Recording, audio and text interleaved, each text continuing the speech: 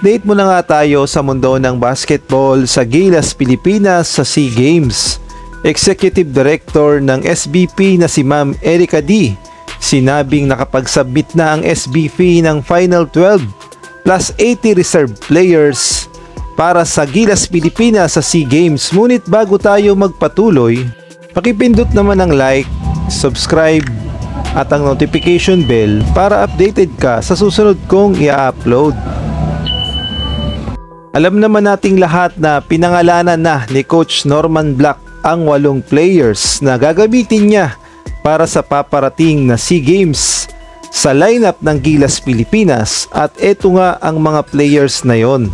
At kasama nga sa lineup itong si BJ Pre, itong si Matthew Wright, at itong si Dave Ildefonso, kasama din at itong si Remy Martin ay napasama rin sa lineup, at ang center na si Angelo Kwame, at itong naturalized player na si Justin Brownlee, si Bobby Ray Parks kasama rin sa lineup ni Coach Norman, at itong si Jason Brickman. Sila nga ang initial 8 na lineup ng Gilas, Pilipinas para sa SEA Games.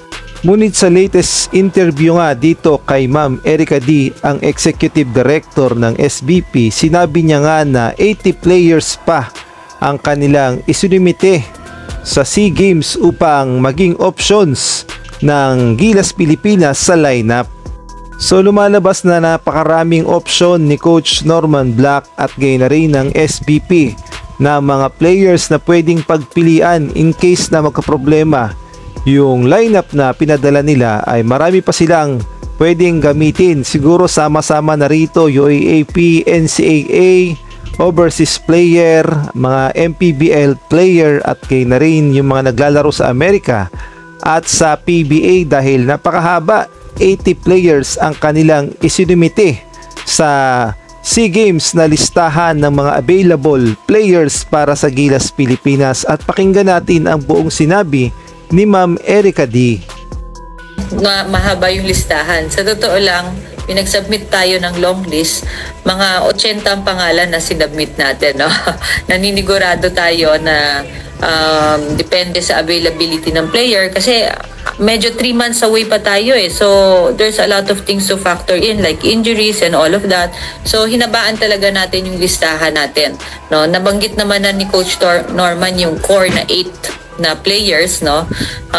Aside from that, meron pa siyang 4 na slot, and ang hope niya talaga is to be able to add 4 collegiate players kasi Dagdag pa nga ni Ma'am Erica D ay mayroon ng Final 12 o shortlist ng Final 12 ang Gilas, Pilipinas under Coach Norman Black at naisumiti na rin sa SEA Games, at pakinggan natin ang kanyang sinabi.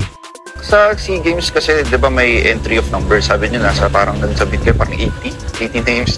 Pero may ano ba, kailan ba yung yung parang hinihintay ng organizer ng SEA Games kung kailan yung talagang pinaka-final lineup? Kailan ba yun? Meron na rin shortlist submission which was September 1st. So we did submit a shortlist already, no? But we have to understand na yung shortlist na yan, syempre, again, 3 months pa. Basta there is a justification for exchanging the player on the 12-man roster, we can, as long as it comes from the long list of 80. So partner, tama. So lumalabas sa mga na-report nga ni Ma'am Erica D ay ayos na ang lineup ng Gilas, Pilipinas sa SEA Games at napakarami ng options na pwedeng pagpilian. Talaga nga namang pinaghahandaan ng SBP ang SEA Games at para muling makuha ng Pilipinas ang gintong medalya, at abang-abang na lang tayo sa Final 12 na ilalabas ng SBP na pinaka-lineup sa SEA Games.